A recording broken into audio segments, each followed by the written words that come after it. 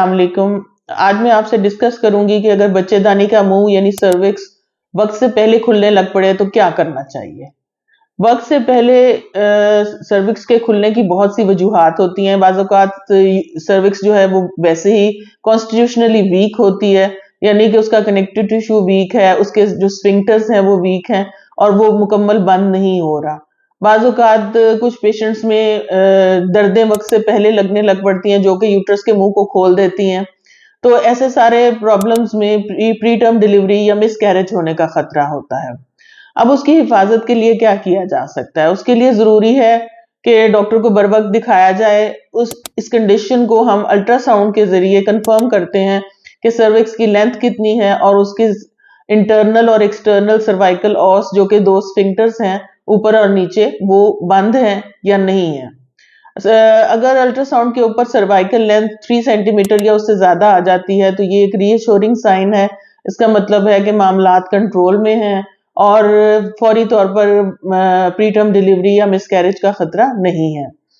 लेकिन अगर पेशेंट को पेन आ रही है और बार बार उसको एब्डोमिनल डिस्कम्फर्ट रह रही है या उससे नीचे की तरफ बोझ पड़ रहा है, तो ऐसी कंडीशन के अंदर कुछ प्रिकॉशनरी मेजर्स लिए जाते हैं।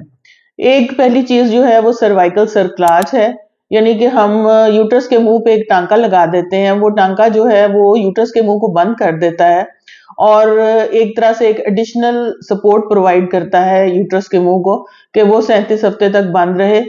36 हफ्ते पूरे होने पे ये टांका निकाल दिया जाता है और नॉर्मल डिलीवरी का वेट किया जाता है। दूसरी चीज जो है वो प्रोजेस्टेरॉन है। प्रोजेस्टेरॉन की आजकल ओरल और वजाइनल दोनों पैसेज अवेलेबल हैं। ओरल खाने में ये नुकसान है कि जब ओरली पेशेंट कोई भी दवाई लेता है तो वो तमाम जिस्म में अब्जॉर्ब होती है और तमाम जिस्म को अफेक्ट करती है और लोकली जो है उसकी कंसंट्रेशन उतनी नहीं होती, यानी वजाइना में उसकी इतनी इतनी ज्यादा कंसंट्रेशन नहीं होती जितनी वजाइनल पेसरी के रखने की सूरत में होती है। इसलिए वजाइनल पेसरी को प्रेफर किया जाता है जो कि लोकली सर्विक्स में अब्जॉर्ब हो जाती है और सर्विक्स के मुंह को बंद रखने में हेल्प करती है। इसके अलावा इंजेक्शंस अवेलेबल हैं, जो प्रोजेस्टेरॉन के इंजेक्शंस होते हैं जो हफ्ते में 1 से 2 बार लगाए जाते हैं। ये इंजेक्शंस भी प्री टर्म लेबर को प्रिवेंट करते हैं, सर्विक्स की डायलेटेशन को प्रिवेंट करते हैं और प्रेगनेंसी को टर्म तक पहुंचने में हेल्पफुल होते हैं। लेकिन ऐसे पेशेंट्स को हम ये भी एडवाइस करते हैं कि इन तमाम ट्रीटमेंट्स के साथ वो मुकम्मल बेड रेस्ट करें और सिर्फ बाथरूम जाएं या हल्की फुल्की कमरे में चहलकदमी कर लें, लेकिन कोई भारी काम ना करें, कोई वजनी चीज ना उठाएं, सीढ़ियां ना चढ़ें, बिला वजह कोई भी ट्रेवल ना करें और जूता कंफर्टेबल पहने। इसके अलावा कब्ज ना होने दें ताकि पेट पे जोर ना पड़े और जिस हद तक एहतियात मुमकिन है वो करें ताकि प्रेगनेंसी को ज्यादा से ज्यादा हफ्तों तक चलाया जा सके। 34 वीक्स के बाद जितने भी दिन गुजरते हैं, एक दिन भी गुजरता है तो बच्चे के लिए बहुत ज्यादा बेनिफिशियल होता है।